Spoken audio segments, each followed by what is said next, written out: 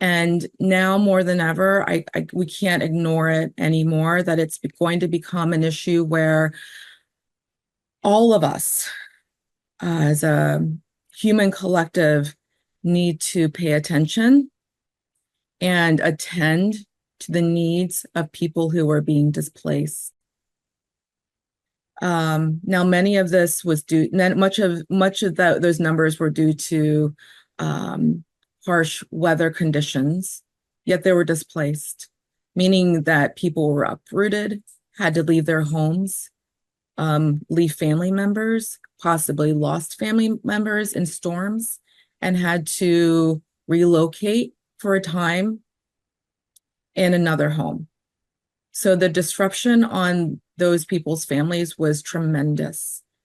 That number was up from 2018, where I believe it was around 800,000 internally displaced people just in the United States.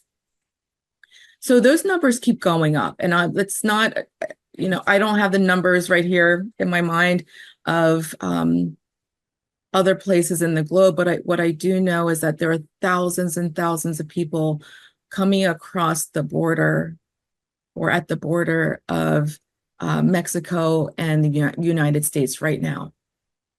So what we do know from our work at the Harvard program in refugee trauma is that the border points, the points of leaving, like when people leave their homes and are in those liminal spaces where their lives are in flux and there are big question marks around, where am I going to go?